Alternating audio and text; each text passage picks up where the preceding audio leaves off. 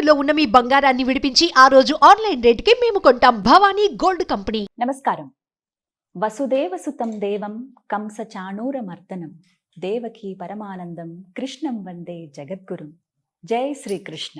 5000 సంవత్సరాల క్రితం అర్జునుడిని నిమిత్తంగా చేసుకుని ఆ శ్రీకృష్ణ భగవానుడు ఈ జగత్తుకు భగవద్గీతను బోధించారు. ఆ భగవద్గీతను ఎందరికో జ్ఞాన గీతగా బోధిస్తూ ఉన్నారు గీతాగాన ప్రవచన ప్రచారకర్త ఎల్వి గంగాధర శాస్త్రి గారు. భగవద్గీత ఫౌండేషన్ను స్థాపించి ఎందరికో భగవద్గీత యొక్క ప్రాధాన్యతను ఆయన తెలియజెప్తూ ఉన్నారు. ఒక్క మాటలో చెప్పాలంటే గీతా ప్రచారం కోసమే తన జీవితాన్ని అంకితం చేసినటువంటి తొలి భారతీయ గాయకులు ఎల్వి గంగాధర శాస్త్రి గారు. వారు ప్రస్తుతం మనతో పాటు ఉన్నారు. వారితో మాట్లాడదాం. గురుగారు నమస్కారం అండి. నమస్కారం గీతాంజలి గారు. ఆయుష్మాన్ భవ, శతమానం భవతి, సంపూర్ణ శ్రీకృష్ణానుగ్రహ ప్రాప్తిరస్తు. చాలా సంతోషం. మీ పాద పద్మాలకు నా నమస్కారాలు. అసలు భగవద్గీతను ఎందుకు చదవాలి? చదవటం వల్ల మనం పొందేదేమిటి? ఏ వయసులో చదవాలి? ఏం నేర్చుకోవాలి? భగవద్గీత అసలు ఏం చెబుతోంది? ఈ విషయాలు తెలుసుకుందాం. ఎందుకే చదవాలి అంటే జీవితంలో క్లారిటీ కోసం. భగవద్గీత చదివితే ఏమొస్తుందన్నారు కదా, అర్జునుడికి ఏమొచ్చిందో ఆలోచిద్దాం. భగవద్గీత అంతా చెప్పాడు. చెప్పిన తర్వాత చాలా జాగ్రత్తగా విన్నావా, బాగా విన్నావా అన్నాడు. ఏమర్థమైంది అన్నట్టుగా. అప్పుడు అర్జునుడు అన్నాడు, నష్టో మోహ స్మృతిర్లబ్ధా త్వత్ప్రసాదాన్మయాచ్యుతా స్థితోస్మి గత సందేహ కరిష్యే వచనం తవా.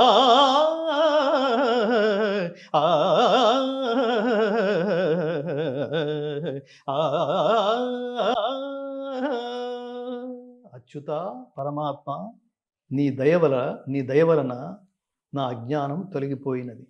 మొట్టమొదటి పాయింట్. నాకు జ్ఞానము లభించినది. రెండో పాయింట్, సందేహములన్నీయూ తొలగినవి. ఇప్పుడు కర్తవ్య నిష్టలో ఉన్నాను. ఇప్పుడు నువ్వు ఏదైతే నాకు బోధించావో, ఇప్పుడు నేనే ఏదైతే స్వధర్మాన్ని ఆచరించవలసిన బాధ్యత నా మీద ఉందో అది ఆచరించడానికి సిద్ధంగా ఉన్నా. ఇప్పుడు చెప్పండి. భగవద్గీత అంతే, ఇక యుద్ధానికి సిద్ధమైపోయాడు. ఇప్పుడు భగవద్గీత సారాంశం ఏంటో చెప్పండి. అర్జునుడికి బోధించిన పాఠం మనకు కదా, అది అర్జునుడికి ఫలించిన పాఠం మనకు ఫలించదు. అర్జునుడికి వేసిన క్యాప్స్యూల్ మనం వేసుకుంటే మనకు ఫలించదు. అందుకని చదవాలి. అంటే జీవితంలో క్లారిటీ కోసం చదవాలి. క్లారిటీ కోసం చదవాలి. స్ట్రెస్ పోవాలంటే, జీవితంలో మానసిక ఒత్తిడి పోవాలంటే భగవద్గీత చదవండి. ఏ పని మనిషి శాశ్వతుడు కావాలంటే భగవద్గీత చదవండి. ఇవాళ ముఖ్యంగా మనకి ఆ మధ్యన చాలా పేపర్లో వచ్చింది, మీకు డయాబెటీస్ పోవాలంటే, మధుమేహం పోవాలంటే, లేదా మీకు ఏంటారు బీపీ, షుగర్లు ఇలాంటివి ఏమన్నా ఉంటే పోవాలంటే భగవద్గీత చదవండి. రీసెర్చ్లో తేలిన విషయం. ప్రొఫెసర్స్ చాలా పెద్ద ఎత్తున ఇంగ్లీష్ పేపర్స్లో కూడా వచ్చింది, అమెరికన్ ఎడిషన్స్లో కూడా వచ్చింది. ఏమిటి దాని అర్థం ఏమిటి అంటే, ఎలా అంటే భగవద్గీత చదివితే పోతుందని కాదు, చదివి అర్థం చేసుకుని ఆచరిస్తే, ఓహో ఇది ఇంతేనా, ఇట్లాంటి సమస్య వచ్చినప్పుడు ఇలా ఆలోచించకూడదు అనమాట.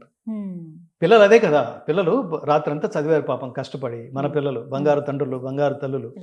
10 మార్కులు తక్కువ వస్తే తెలంగాణలో కొంతమంది పిల్లలు ఆత్మహత్యలు చేసుకున్నారు చూడండి, అప్పుడు చనిపోయారు చూడండి. ఎలా అసలు అట్లా? తల్లిదండ్రులు ఏం మాట్లాడుతున్నారో మీ పిల్లలతో? 10 మార్కులు తక్కువ వచ్చినాయి, సో వాట్ అయితే ఏమిట్రా అని అనే తల్లిదండ్రులు గడుపున పుట్టలేదనమాట వాళ్ళు. నువ్వు ర్యాంక్ రావాల్సిందే, 5 మార్కులు తక్కువ వచ్చినాయి, నువ్వు 90 అన్నావు కదా, ప్రామిస్ అన్నాడు తండ్రి. 90% అన్నావు, ప్రామిస్ అనగానే బీపీ పెరిగింది వాడికి. ఏంటి ప్రామిస్ ఏమిటి? 85 వస్తాయి, సో వాట్? నేను చదివాను, 4 ప్రశ్నలు ఏవో రాలేదు, నేను 90కి ప్లాన్ చేశాను, 85 వచ్చినాయి, అయితే ఏమిటి? ఈ అయితే ఏమిట్లో మీరు చాలా మంది గొప్ప గొప్ప వాళ్ళు, అసలు ఏమి చదువు లేకుండా గొప్ప వాళ్ళు అయిన వాళ్ళని ఉదాహరణ చెప్తే అది కూడా చెప్పండి. అది మన చేతిలో లేదు నాన్న, మార్కులు దిద్దేవాడి చేతిలో ఉంది. దేవుళ్ళలాగానే కర్మ చేయి, ఫలితం వాడిస్తాడు. ఎందుకంటే కర్మ తాలూకు ఫలితం నీ చేతిలో లేదు. అసలు ఈ క్లారిటీ ఉండాలి అందులో. మన ఇద్దరు మాట్లాడుతున్నాం, మన కాన్వర్సేషన్ నడుస్తోంది, శ్రీకృష్ణ సంవాదం గురించి మనం మాట్లాడుకుంటున్నాం. ఇదంతా జనాల్లోకి, ఇక్కడ 2 కెమెరామెన్లు ఉన్నారు, వాళ్ళు షూట్ చేస్తున్నారు. ఇది రేపు జనాల్లోకి వెళితే ఏమన్నా అనుకుంటారా? మనం మధ్యలో ఒక సినిమా గురించి కూడా మాట్లాడుకున్నాం. దాంతో మనకేం సంబంధం? జనాలు ఏమైతే ఏమిటి, మీరు నిజాన్ని నిర్ద్వందంగా చెప్పడానికి ప్రయత్నం చేశారు. దీంట్లో మీకు ఫలితం ఏమి పొందాలనుకోలేదు. జనాలు దుర్భాషలాడే నేచర్ మీది కాదు. వాళ్ళకి ఏదో మంచి చేయాలి, ఇట్లాంటి ఆలోచన విధానం ఉండాలి, బిడ్డల్ని ఇలా పెంచాలి అని చెప్పడం వరకే మన లక్ష్యం. వాడు ఎలా తీసుకుంటాడో నీకు సంబంధం లేదమ్మా. సినిమా డైరెక్టర్ లాగానే, సినిమా లాగానే రిజల్ట్ నీ చేతిలో ఎలా ఉంది? అద్భుతం అనుకున్న సినిమాలు ఫ్లాప్ అవ్వలేదు. చాలా సినిమాలు మీరు అసలు ఏమిటి ఈ సినిమా, శంకరాభరణం సినిమా చూసి అందరూ అసలు ముందు ప్రివ్యూస్ వేస్తే విశ్వనాథ్ గారు చెప్తుండేవారు, నాకు అసలు ఆ మహానుభావుడైతే నేను అసలు ఈ మార్గంలో రావడానికి పరోక్షమైన కారణం విశ్వనాథ్ గారు. శంకరాభరణం సినిమా చూసి అట్లా నేను శాస్త్రీయ సంగీతాన్ని, ఆ ప్రభావంలో పడి శాస్త్రీయ సంగీతం నేర్చుకోవడానికి హైదరాబాద్ వచ్చాను. వీళ్ళు సమాజాన్ని నడిపించగలిగే దిక్సూచులు వాళ్ళు. ఆర్ నారాయణమూర్తి గారు, దానివల్ల ఏది వస్తోంది, దీనివల్ల నాకు నష్టం వస్తుందా, లాభం వస్తుందా, దీంతో సంబంధం లేదు. జనాలకి చెప్పవలసిన సందేశాన్ని నిర్ద్వందంగా, ధర్మబద్ధంగా, సూటిగా చెప్పటం, ఆలోచింపజేయటం. వీళ్ళు కారణ జన్మలు అంటున్నా. ఎన్ని వేల కోట్ల సినిమాలు తీస్తే, దరిద్రపు సినిమాలు తీసి దానికి 1200 కోట్లు 1500 కోట్లు ఎందుకురా జనాలు సమాజాన్ని నాశనం చేసే సినిమాల మీద, శవాల మీద డబ్బులు ఏరుకున్నట్టు? గీత అదే చెప్తుంది. అనుద్వేగకరం వాక్యం సత్యం ప్రియహితం చేయత్ స్వాధ్యాయాభ్యసనం చేయవ వాంగ్మయం తప ఉచ్యతే. మనం పని చేస్తున్నప్పుడు, మనం మాట్లాడుతున్నప్పుడు, పాడుతున్నప్పుడు, ఇంకేది చేసినా జనాలలో అనారోగ్యకరమైన భావోద్వేగాలకి తావు లేకుండా చేయగలగటమే అదొక తపస్సు. మీరు నిజంగా తపస్సే చేస్తున్నారా? అవి రాక్షస క్రీడలు అంటారు వాటిని. జనాలు ఏమైపోయినా పర్వాలేదు, మనం మాత్రం వాళ్ళ బలాల మీద కాదు, బలహీనతల మీద సంపాదించాలి. ఇంకోటి ఏదో చేసి సంపాదించాలి. అది చూసి వాడు నాశనం అయిపోతే ఏమిటది? వాడి ఫ్యామిలీ ఉసురు తగలదు, నీకు నీ తరతరాలకి తగలదు. సో అట్లా మనం ఎక్కడి నుంచి వచ్చాం? విశ్వనాథ్ గారి.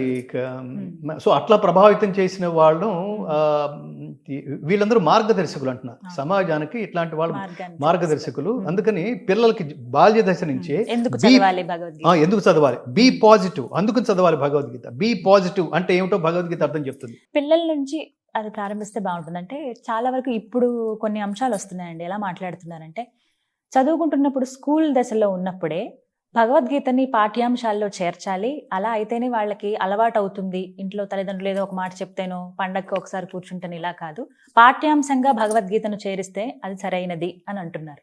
దీనికి మీరు సమర్థిస్తారా? అది ఒక రకంగా నేను దానికంటే ముందు పాఠ్యాంశాలు చేర్చాలి. మా భగవద్గీత ఫౌండేషన్ ప్రధానమైన లక్ష్యాల్లో మేము ప్రభుత్వాలను ఇప్పటికే చాలా చాలా కోరుతున్నాం. చాలా సందర్భాల్లో చెప్పాం. ఒక దశాబ్దం నుంచి మా ఫైట్ ఇదే నడుస్తోంది. ఇది మతాలకు అతీతమైన గ్రంథం. మతం అంటే వర్గం అని అర్థం, ధర్మం అంటే సార్వజనీనమైంది. భగవద్గీత మత గ్రంథం కాదు, ధర్మ గ్రంథం. అది ధర్మ గ్రంథం, ధర్మ ప్రబోధ గ్రంథం తప్ప అది మత గ్రంథం అనే ఒక వర్గానికి చెందింది కాదు. ఒక వర్గానికి చెందే ఏమంటారు పిచ్చి ఐడియాలజీ కనుక మన హిందువులకు ఉంటే సర్వే జనా సుఖినో భవంతు అని ఎందుకంటాం? ఓన్లీ హిందూ జనా సుఖినో భవంతు అన్నారు కదా. అందుకని నేనేమంటానంటే, ఈ ధర్మ ప్రబోధ గ్రంథాన్ని, నైతిక విలువల్ని పెంపొందించే ఈ గ్రంథాన్ని, కర్తవ్యం ఎలా ఆచరించాలో చెప్పే ఈ గ్రంథాన్ని, స్వార్థరహిత ఉత్తమ సమాజ నిర్మాణం జరగాలంటే ఏం చేయాలో చెప్పే ఈ గ్రంథాన్ని ముందు తల్లిదండ్రులు పిల్లలకు నేర్పించండి. నేను ప్రారంభంలో చెప్పింది రిపీట్ చేస్తున్నాను. మీరు try to spend your valuable time with your most valuable kids. ఎలా నేర్పించాలి అంటే, ఒక శ్లోకం చదువుకోండి, రోజుకు ఒక శ్లోకం. అసలు ముందు మీరు చదవండి, మీరు చదవటం వచ్చేస్తుంది. అది పెద్ద విషయం కాదు. అది తెలుగులో పుస్తకాలు చాలా ఉన్నాయి. మీరు చెప్పండి. యత్ర యోగేశ్వరః కృష్ణః యత్ర పార్థః ధనుర్ధరః తత్ర శ్రీః విజయః భూతిః ధ్రువా నీతిః మతిః మమ. యత్ర యోగేశ్వరః కృష్ణః, చెప్పండి. యత్ర యోగేశ్వరః కృష్ణః యత్ర పార్థో ధనుర్ధరః తత్ర శ్రీర్విజయో భూతిః ధ్రువా నీతిర్మతిర్మమ. ఏమిటి ఇంకా మీకు నేర్పించేది? ఇంత ఈజీగా. ఇప్పుడు ఏమిటి, తల్లికి వచ్చేస్తే పిల్లలందరికీ వచ్చేసినట్టే. ఈ శ్లోకం నేర్పించడానికి ఎంతసేపు పడుతుంది? మీరు నేర్చుకోవడానికి మహా అయితే 5 నిమిషాలు. దానికి ఇప్పుడు మీకు ఇచ్చిన గ్రంథం ఉంది, ఇది గోరఖ్పూర్ గీతా ప్రెస్ వాళ్ళది. నేను చాలా సందర్భాల్లో చెప్తుంటాను, మీకు ఇంకా డీటెయిల్డ్ గా చాలా కావాలంటే వీళ్ళదే పెద్ద పుస్తకం దొరుకుతుంది. మీరు ఇంప్రెసివ్ గా చదవాలనుకుంటే మరో పుస్తకం కూడా ఉంది. అది శ్రీ శ్రీ శ్రీ విద్యా ప్రకాశానందగిరి సుఖ బ్రహ్మాశ్రమం. ఆ మహాత్ముడు ఆయన భగవద్గీతని మా మా మా భగవద్గీత రీసెర్చ్లో కూడా మేము సేకరించిన 18 గ్రంథాల్లో అవి కూడా అవి చాలా గొప్పవి. దాని మీద చాలా రీసెర్చ్ ఓరియంటెడ్గా చేశారు. అవి ప్రామాణిక గ్రంథాలు. శ్రీ శ్రీ శ్రీ విద్యా ప్రకాశానందగిరి స్వామీజీ ఈ గోరఖ్పూర్ వాళ్ళు హిందూ ధర్మాన్ని ఉద్ధరించడానికే పుట్టారు. వీళ్ళు కారణ జన్మలు. సో అందుకని మీరు ఆ పుస్తకం తెరిస్తే మీకు ఫస్ట్ శ్లోకం ఉంటుంది. శ్లోకం కింద పదచ్ఛేదం ఉంటుంది. అంటే ఒక్కొక్క పదం ఎలా మీరు విడదీయాలో మీకు చెప్పేట్టుగా. ఇంకొక 10 పేజీలు తీయండి. ఏతాన్న హంతుమిచ్చామి. మీకు ఆ కింద పదచ్ఛేదం ఉంది చూడండి. అది చదవండి. విడదీసి ఒక్కొక్కటి చదవాలి. ఇప్పుడు అక్కర్లేకపోయినా మీరు శ్లోకం, దాని కింద పదచ్ఛేదం, దాని కింద ప్రతి పదానికి అర్థం, దాని కింద మొత్తం శ్లోకానికి తాత్పర్యం. చాలా బ్రీఫ్ గా ఉండే చాలా గొప్ప పుస్తకం ఇది. చాలా క్లియర్ గా ఉంది. మీకు నేర్చుకోవడానికి పెద్ద 5 నిమిషాల కంటే పట్టదు. మీ పిల్లలకి నేర్పించడానికి 10 నిమిషాల కంటే పట్టదు. దాన్ని తాత్పర్యంతో సహా దేవుడు ఏమంటున్నాడంటే అని అలా పిల్లలకి చెప్పండి. నువ్వు కర్మణ్యేవాధికారస్తే అన్నాడరా, నువ్వు పని చెయ్యి, నువ్వు బాగా చదువు, దాన్ని అలా చెప్పండి. నువ్వు బాగా చదువు, టీచర్ మార్కులు వేస్తుందా, బాగా చదవకపోతే కొడుతుందా, ఇలాంటి చదువుతున్నప్పుడు అన్నెసరీ డీవియేషన్స్ వద్దు, బాగా చదువు. దాన్ని పూర్తి ఫస్ట్ లెవెల్లో బట్టి పట్టేసి తర్వాత దాన్ని అర్థం చేసుకోవడానికి ట్రై చేయి. 2 రోజులు 4 అని అట్లా చెప్పేసేయద్దు. ఫస్ట్ లెవెల్ అది. సెకండ్ లెవెల్ 2 4 ఎలా అయింది, 1 2 ప్లస్ 1 2 అప్పుడు 1 2 3 4 అయిందనమాట. ఇలా అలా వాడు అర్థం చేసుకుంటూ చదివితే అర్థం లేకుండా అర్థం తెలుసుకోకుండా ఏ పని చేసినా జీవిత పరమార్థం తెలియదు, బోధపడదు. అందుకని ఏ విషయమైనా బట్టి పట్టేసి చేయొద్దు, మార్కుల కోసం చేయొద్దు, ర్యాంకుల కోసం చేయొద్దు, నాలెడ్జ్ కోసం చదవండి. కొన్ని సందర్భాల్లో నువ్వు 100 మార్కులు తెచ్చుకుంటే నువ్వు పాస్ అవుతావు రా, ఒరే నీకు 25 మార్కులు చాలరా ఇట్లా అన్నావు అనుకోండి, ఆ 25 మార్కుల స్టాండర్డ్లోనే ఉండిపోతాడు. దాని ప్రభావం సమాజం మీద, దాని ప్రభావం దేశం మీద కూడా ఉంటుంది. Be with 100%.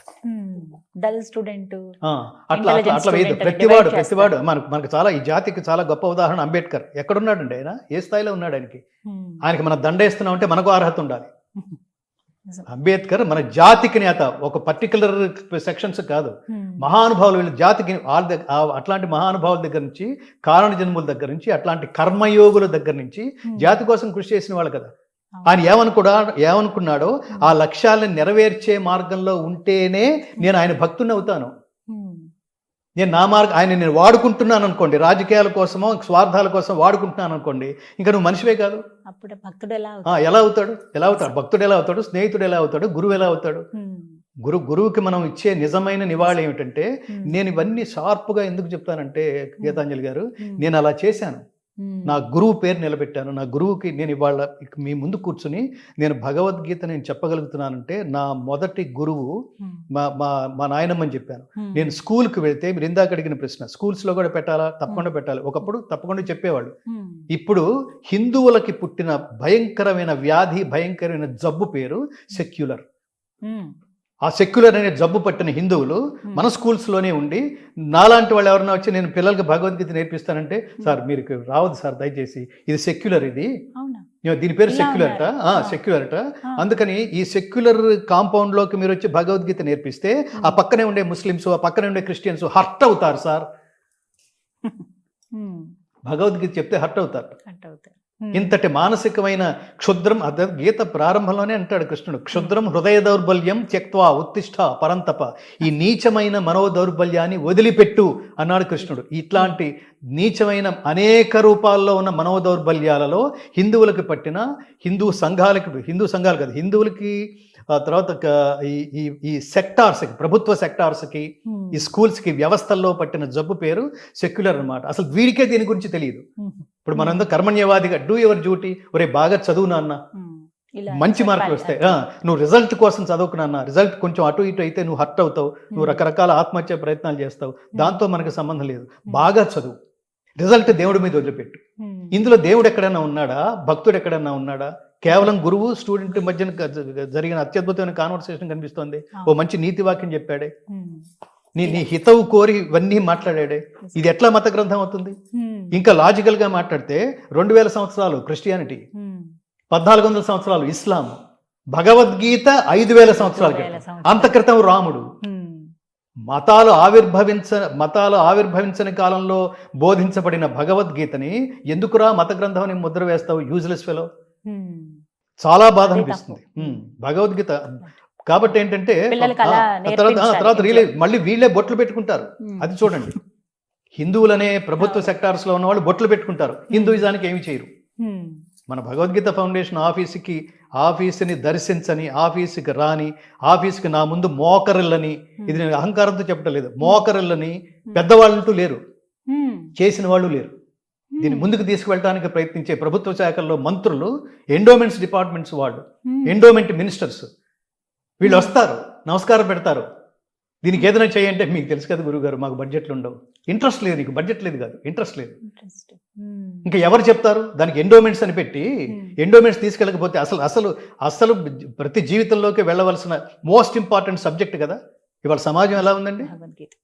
పొద్దున్న లేస్తున్నాడు పిల్లాడు, చదువుతున్నాడు, చదువు పేరుతో స్ట్రెస్ అంతా మూట కట్టుకుంటున్నాడు. ఆ తర్వాత పెద్దవాడయ్యాడు, ఉద్యోగం చేశాడు, ఉద్యోగంలో కూడా టార్గెట్ పేరుతో స్ట్రెస్ నెత్తి మీద పెట్టుకుని తిరుగుతున్నాడు. 30-40 ఏళ్ల లోపలే రోగాలు లేని వాడంటూ లేడు. వీటన్నిటి నుంచి ప్రశాంతమైన జీవితం, వీటన్నిటి నుంచి స్ట్రెస్లెస్ లైఫ్, వీటన్నిటి నుంచి చాలా ఆనందకరమైన జీవితం, అసలు ఆనందం అంటే ఏమిటో తెలుసుకునే జీవితం. ఇది కాక give back to the society. ఏదైతే దేవుడు నీకు శక్తిని ఇచ్చాడో ఇవి ఏదో రూపంలో, సేవ రూపంలో ప్రపంచానికి అందించడం. Try to spend your valuable time for the society. రోజుకి 1/2 గంట లేదా సమాజం గురించి ఆలోచించేది. ఎందుకు బాల్యదశ నుంచే భగవద్గీత నేర్పించాలి అంటే, నేర్పిస్తే ఏమవుతుందంటే వీళ్ళల్లోంచే ఒకడు పొలిటీషియన్ అవుతాడమ్మా.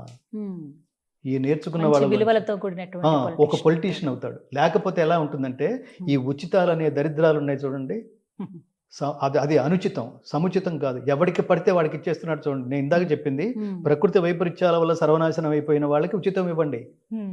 వాళ్ళని వాళ్ళు కూడా పోషించుకోలేని శారీరక దుర్బలులకి ఉచితం ఇవ్వండి, కంపల్సరిగా ఇవ్వాల్సిందే. కానీ అన్నీ ఉన్న వాళ్ళకి అన్నీ వెళ్ళిపోతుంటే చూడండి, ఎగ్జిక్యూషన్ లేకుండా అనర్హులకు కూడా వెళ్ళిపోతుంటే చూడండి. వాడికి 100 కోట్లు ఉన్నాయి, వాడికి ఈ రైతు బీమానే ఏదో అంటారు చూడండి, వాడికి ఎందుకు? వాడికి 1000 కోట్లు ఉన్నాయి, 100 ఎకరాలు 1000 ఎకరాలు, వాడికి ఎందుకండి? వాడికి ఎందుకు?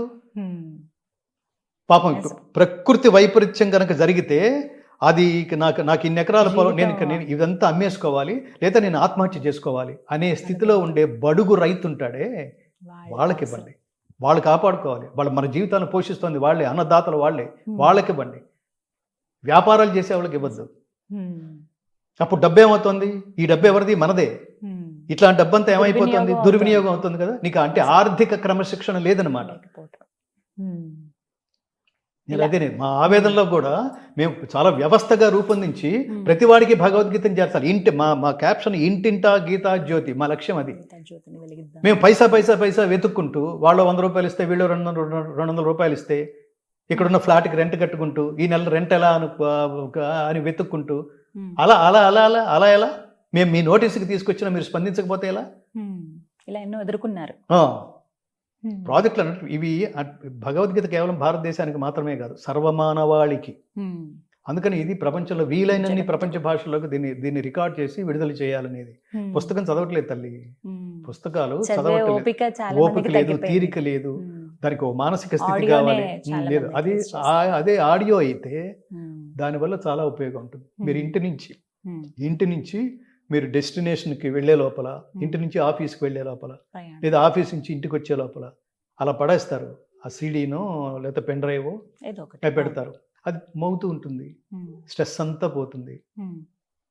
2 రోజులు 3 రోజులు కాన్సన్ట్రేట్ చేస్తావు, ఎక్కడో ఒక శ్లోకం నిన్ను హాంట్ చేస్తుంది, భలే చెప్పాడురా అనిపిస్తుంది. నిజమే కదా, నిన్న ఇట్లా ఆలోచించానేంటి. భగవద్గీత ఎంత శక్తివంతమైన మంత్రసహితమైన గ్రంథమో, జస్ట్ బిలీవ్ మీ, మిమ్మల్ని ఆలోచించకుండా ఉత్తమ మార్గం వైపుకి ప్రయాణించే స్ఫూర్తిని ఇవ్వకుండా వదలదు. ప్రతి శ్లోకం అలాగే ఉంటుంది. భగవద్గీతను చదవటం ముఖ్యమా? ఆ భగవద్గీత చదివే గ్రంథం కాదు, అంటే కేవలం చదువుతోనే ఆపేసే గ్రంథం కాదు. భగవద్గీత ఆచరణ గ్రంథం. It is a practising text, not reading text. కానీ చాలా మంది ముందు ప్రారంభించే దిశగా చదవండి, అది ఫస్ట్ లెవెల్. చదవడం ముఖ్యమంటారా, వినడం అనేది ముఖ్యమంటారా? ఏదైనా ఒకటే.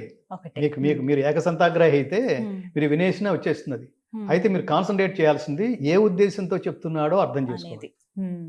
తాత్పర్యం కూడా వింటే అర్థం అవుతుంది. తాత్పర్యం వినాలి, ఎందుకంటే మీకు సంస్కృతం తెలియదు. తెలియనప్పుడు మీకు తెలిసే భాషలోకి అదేదో ఆ భాషలోకి తాత్పర్యం చెప్పబడాలి.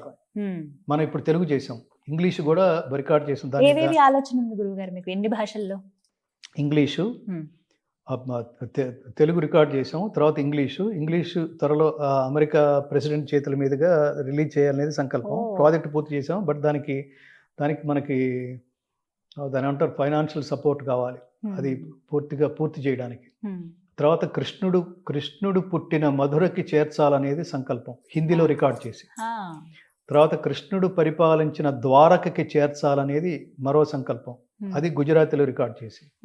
శ్రీకృష్ణ పరమాత్మ అవతారం చాలించిన తర్వాత కూడా ఆయన హృదయం, ఆయన గుండె సజీవంగానే ఉంది అని కోట్ల మంది హిందువులు విశ్వసించే శిల రూపంలో సజీవంగానే ఉందని హిందువులు విశ్వసించే క్షేత్రం పూరి, ఒడియాలో రికార్డ్ చేసి ఆ క్షేత్రానికి చేర్చాలనే సంకల్పం. అలాగే మన దక్షిణ భారతంలో 2 ప్రధానమైన కృష్ణ దేవాలయాలు ఉన్నాయి. ఒకటి ఉడిపి, అది కన్నడలో రికార్డ్ చేయాలి. ఇంకొకటి గురువాయూర్, మలయాళంలో రికార్డ్ చేయాలి.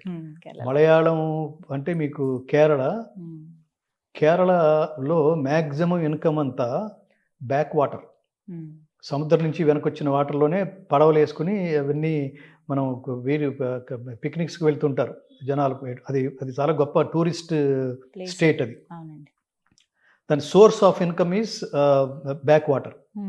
ఆ బ్యాక్ వాటర్లో మనం ఆ పడవలు వేసుకుని వెళ్తున్నప్పుడు, లాంచీల్లో వెళ్తున్నప్పుడు మధ్య మధ్యలో చిన్న కొండలు కనిపిస్తుంటాయి, చిన్న కొండరాడు. ఎక్కడ కొండరాయి కనిపించినా దాని మీద ఒక సిలువ కనిపిస్తుంటుంది. అంత ప్రచారం చేసేసారు అక్కడ. అన్యమతం అనుకుంటూ. అన్యమతం ఎందుకంటున్నాం అంటే ఇది ఖచ్చితంగా హిందూ దేశం అని చెప్పడానికి కూడా సిగ్గుపడుతున్నారు, మొహమాట పడుతున్నారు, భయపడుతున్నారు. ఏమి మానసిక దుర్బలురా మీరు? అందుకే అవకాశం దొరికింది. ఏమి కర్మ వీళ్ళకి? ఇది ఖచ్చితంగా ఇది బెత్లహేమేం కాదు. ఇక్కడున్న వాళ్ళు అక్కడి నుంచి ఏం తరలి రాలేదు. ఇక్కడున్న ముస్లిమ్స్ మక్కా నుంచి ఇదేం మక్కా కాదు కదా, అక్కడ పుట్టిన వాళ్ళు కాదు కదా. ఇది ఖచ్చితంగా రాముడు పుట్టిన క్షేత్రమే కదా, కృష్ణుడు పుట్టిన క్షేత్రమే కదా, జ్ఞానం పుట్టిన భూమే కదా. దీని మీద ఏమాత్రం అవగాహన ఏర్పరచకుండా ఇంతకంటే బెటర్ ఇందులోకి దూకేయటం ఏంటి? అమ్మను మార్చడం కాదు, తల్లిని మార్చడం కాదు, ఏది మతం మారడం అంటే. ఇన్విజిబుల్ మదర్ అంటారు. నీ కంటికి కనిపించని, నిన్ను ప్రభావితం చేసే, నిన్ను అత్యద్భుతంగా నైతిక విలువలతో కూడిన విద్యాబోధన చేస్తూ నిన్ను తీర్చిదిద్దగలిగే తల్లి మతం. మనది కూడా మతం అనుకుంటే. అలాంటి తల్లి ప్రపంచంలో ఇంతటి గొప్ప లక్ష్యంతో పిల్లలు ఎదగడానికి అవకాశం ఇచ్చే బోధకురాలు, టీచరు ఒక్క భారతమాతే, అందుకని మేరా భారత్ మహాన్ అని ఫ్రీక్వెంట్గా చెప్తుంటాను. ఇంతకంటే బెటర్ అయితే నువ్వు క్రిస్టియానిటీలోకి వెళ్ళు, ఇంతకంటే బెటర్ అయితే క్రిస్టియానిటీలోకి వెళ్ళు. బెటర్ అవడానికి నాకు మళ్ళీ దృష్టాంతాలు చూపించాలి. తస్మాత్ శాస్త్రం ప్రమాణంతే కార్యకార్య వ్యవస్థితవు జ్ఞాత్వా శాస్త్ర విధానోక్తం కర్మ కర్తుమిహార్హసి. నీకు ఏది తెలుసుకోవాలో, ఏది తెలియకూడదో, ఏది తెలుసుకొనదగనిదో, ఏది తెలుసుకొనవలసినదో నువ్వు తెలుసుకోవాలంటే నీకు శాస్త్రమే ప్రమాణం. అది గీతాశాస్త్రం. సహేతుకంగా చెప్తాం. చాలా సవాళ్ళు ఉంటాయి. చాలా సవాళ్ళు. కేరళలో మీకు కొద్దిగా నేను గురువాయూరుకి వెళ్ళాను. ఆ క్షేత్రాలను దర్శించడానికి, అనంత పద్మనాభ స్వామి ఆ క్షేత్రాలను దర్శించడానికి వెళ్ళాను. కానీ ఈ మధ్యలో ఇవన్నీ చూస్తున్నప్పుడు అసలు ఏం ఐడియాలజీకి కనెక్ట్ అయ్యి ఆ మతాల్లోకి మీరు గంతులేశారా, దూకారు మీరు? ఎంత నిజంగానే గొర్రెదాటు కదది, ఎంత దారుణం అది. ప్రపంచంలో మీకు ఏదైనా సందేహం వస్తే ఆ సందేహాన్ని మళ్ళీ తర్వాత కౌంటర్ క్వశ్చన్ వేయకుండా ఆ సందేహ నివృత్తి చేయగలిగే ఏకైక మతం, ఏకైక ధర్మం, ఏకైక మార్గం ఒక్క హిందూ మార్గం ఒక్కటే. మిగతావన్నీ బ్లైండ్గా వాడేదో చెప్పాడు, వీడేదో విన్నాడు, నేను వచ్చేస్తున్నాను అన్నాడు, గొర్రెదాటు అందులోకి పోయారు. కానీ ఇది అట్లా కాదు, అది చాలా సహేతుకంగా చెప్తుంది. సహేతుకంగా మీరు చెప్పిన ప్రతి ఆన్సర్కి, ప్రతి ప్రశ్నకి ఇంత అద్భుతంగా సమాధానం చెప్పగలిగేవాడు ఒకడు. మీరు ఏదైనా ప్రశ్న వేయండి, ఎందుకు నేను ఇలా ఉన్నాను చెప్తుంది. మళ్ళీ మీకు జన్మ ఉందా చెప్తుంది. ఆ జన్మ ఎందుకు ఇప్పుడు ఇలా ఉన్నావు, ఎందుకు బాధపడుతున్నావు, నువ్వు ఇప్పుడు బాధపడుతున్నావు అంటే ఎప్పుడో చేసిన దుష్కర్మ ఫలితం అనుభవిస్తున్నట్టు లెక్క. ఇప్పుడు నువ్వు సంతోషంగా ఉన్నావంటే ఎప్పుడో నువ్వు చేసిన సత్కర్మ ఫలితం, ధర్మ ఫలితం అనుభవిస్తున్నట్టు లెక్క. ఎవరిని అడగక్కర్లేదు. అనేక సందేహాలకి కాబట్టి ఈ ఇలా ఇన్ని భాషల్లో మ్యాక్సిమం ఏంటంటే రాబోతోంది. ఇన్ని భాషల్లో రాబోతోంది. ఇన్ని భాషలో రాబోతోంది. అంటే నేను అటు బాటం లైన్గా దీని ఇందాక చెప్పిన దానికి బాటం లైన్గా నేను చెప్పాలనుకుంటుంది, దయచేసి అత్యున్నతమైన నీ నుంచి ప్రతిఫలం ఏమీ ఆశించకుండా నిన్ను తీర్చిదిద్దడానికి సిద్ధంగా ఉన్న హిందూ ధర్మాన్ని వదిలిపెట్టద్దు. ఇక్కడ ఎవడో చెప్పినందుకు ఎవడో డబ్బులు తీసుకోడు. స్వామీజీలు ఉపన్యాసాలు చెప్తుంటారు, వాడేదో కన్వీనియన్స్ ఇచ్చి ఉండొచ్చు, చెప్పిన వాడికి నిర్వాహకుడు మాత్రం. కానీ కింద కూర్చున్న లక్షల మంది మా దగ్గర నూనె వాడితే అది తగ్గుతుంది, ఇది తగ్గుతుంది, ఏది తగ్గదు, ఉన్నది కూడా రాలిపోతుంది. అట్లా ఏమి అంతము లేని ఈ భువనం అంతా పురాతన పాంధశాల, ఇదంతా తిరువరులు బాటసార్లు వెళ్ళే ఒక మహోత్కృష్టమైన క్షేత్రం భారతదేశం. ఎవడైనా ఎక్కడి నుంచైనా వచ్చి కాసేపు అక్కడ కూర్చుని ఈ ధర్మబోధ వినేసి తరించి ఆచరించి తరించవచ్చు. అంతటి మహోత్కృష్టమైన దేశం. Edwin Arnold, max Muller, open hammer, Warner Hastings, Einstein, Aldous Huxley, David ఫ్రాలే అనే ఆయనకి సంస్కృత ప్రొఫెసర్ అమెరికాలో ఉన్నాడు. అతనికి పద్మభూషణ్ ఇచ్చి గౌరవించింది మన దేశం. అతను తన పేరు మార్చుకున్నాడు. అతను ఇక్కడున్న హిందూ ధర్మాన్ని చదువుతూ ఈ గ్రంథాలని చదువుతూ నా పేరే నాకే నచ్చలేదు అని అతను వామదేవ శాస్త్రి అని మార్చుకున్నాడు. అతను ఇక్కడ ఎవరో మారమని ఎవరో చెప్పలేదు. అలాంటి దేశం ఇది. అందుకని దయచేసి కన్వర్షన్స్ పేరుతో తల్లుల్ని మార్చకండిరా. తల్లుల్ని మార్చమని చెప్పేవాడు, తల్లుల్ని మార్చేవాడు, మతం పేరుతో తల్లిని మార్చేవాడు నీచుడని అర్థం, ఐడియాలజీ లేదని అర్థం, అమాయకుడని అర్థం, మూర్ఖుడని అర్థం, అజ్ఞానని అర్థం, మినిమం నాలెడ్జ్ కూడా. నేను సింపుల్ ఉదాహరణ చెప్తుంటాను. నా తల్లి యావరేజ్గా ఉంటుంది, నా పక్కింట్లోనే పక్క పోర్షన్లో ఐశ్వర్యరాయ్ ఉంటుంది అనుకోండి. ఐశ్వర్యరాయ్ అందంగా ఉంటుంది కాబట్టి నా తల్లి ఆవిడే, ఈ తల్లి కాదు, సారీ ఆమె తూచ్ అంటాము మనం. ఈవిడ అందంతోనూ ఈవిడ యావరేజ్నెస్తోనూ మనకేమి సంబంధం? నా తల్లే, నన్ను తీర్చిదిద్దింది నా తల్లే. దేహము విజ్ఞానము బ్రహ్మోపదేశమిచ్చి ఇహపరాలు సాధించి హితమిచ్చిన తండ్రిని. నా తండ్రే. వాడెవడో మధ్యలో వచ్చి వాడి సౌలభ్యం కోసం బాప్టిజం అని ఒకడు అంటాడు, ఇక్కడ సంతకం పెట్టమంటాడు. మీకు దాని మీద వీటి మీద రాబోయే రోజుల్లో నేను అసలు ఈ ప్రభుత్వాన్ని ముఖ్యమంత్రుల్ని కూడా మీరు అందరినీ సమానంగా చూడండి. కానీ మీరు హిందూ అని బలవంతంగా ప్రకటించుకోండిరా నాన్నల్లారా, ముఖ్యమంత్రులారా. డెఫినెట్ గా నేను ఏమంటానంటే, ఇవాళ హిందూయిజం గురించి గట్టిగా మాట్లాడడానికి ప్రపంచంలో ఇది హిందూ మతానికి సంబంధించింది, మనం దాన్ని టచ్ కూడా చేయకూడదు, దాని పేరు యోగా అని మొన్నటిదాకా అనుకున్న వాళ్ళు ప్రపంచ యోగా దినోత్సవం స్థాయికి అది చేరుకుందంటే ఇప్పుడిప్పుడే దీన్ని అర్థం చేసుకుంటోంది. రాబోయే రోజుల్లో ప్రపంచ మొత్తాన్ని శాశ్వతానందమయ స్థితికి తీసుకువెళ్ళగలిగే, జ్ఞానబోధ చేయగలిగే దేశం భారతదేశం మాత్రమే. ఇదే నిలబడి ఉంటుంది. మిగతావన్నీ డబ్బులుండి వాడు ఎందుకు కన్వర్ట్ చేస్తున్నాడు? వాడికి డబ్బు వస్తుంది. నేను ఉద్యోగం చేయాలంటే, నేను డబ్బు సంపాదించాలంటే నేను 10 మందిని ఇందులోకి కన్వర్ట్ చేయాలి. నువ్వే పుస్తకాలు పట్టుకుని తిరుగుతున్నావు, నువ్వే ప్రచారం చేస్తున్నావు. ఇక్కడ ప్రచారం చేయాల్సిన అవసరం లేదు. భగవద్గీత కోసం మీరు వస్తే నేను మాట్లాడుతున్నాను. నేను జనాల్లోకి వెళ్ళి చెప్పాల్సిన అవసరం లేదు. అంతే. దిస్ ఇస్ జస్ట్ లైక్ ఏమంటారు కాలేజెస్. ఇప్పుడు నారాయణ, చైతన్య అంటారు చూడండి. స్కూల్కి మనం వెళ్ళాలనుకుంటే మీరు జాగ్రత్తగా వినండి. మీరు స్కూల్కి వెళ్తున్నారా? స్కూల్ మీ ఇంటికి వస్తుందా? మీరు స్కూల్కి వెళ్తున్నారంటే మీకు ఇంట్రెస్ట్ ఉందని అర్థం. స్కూలే మీ ఇంటికి వచ్చి మా దగ్గర రండి అంటుందంటే వాడికి ఇంట్రెస్ట్ ఉందని, వాడు లాభాపేక్షతో వాడు వ్యాపారం చేస్తున్నాడని అర్థం. అంతేనా? ఈ మిగతా మతాలు కూడా అంతే. నేను 2 ఉదాహరణలు చెప్పాను, మళ్ళీ ఈ సందర్భంలో కూడా చెప్తాను. స్త్రీ పురుషులు మా మత సిద్ధాంతాల ప్రకారం సమానం కాదు. మా మత సిద్ధాంతాల ప్రకారం స్త్రీ పురుషులు సమానం కాదు. స్త్రీలు బిడ్డల్ని కనడానికే పనికొస్తారు అని అబూబకర్ ముసలియార్ అనే ఒక సంఘం అధ్యక్షుడు ఆ మధ్యన ప్రకటన ఇస్తే అన్ని పేపర్లలోనూ వచ్చింది. అది అంటే ఆ మతం కొన్న మానసిక వైశాల్యం ఏమిటి? మనమేమని చెప్తున్నారు? మాతృదేవో భవ, తల్లే మొదటి దేవతరా నాన్న. తల్లి నీకు జన్మనిస్తూ తన జన్మని పడంగా పెట్టింది.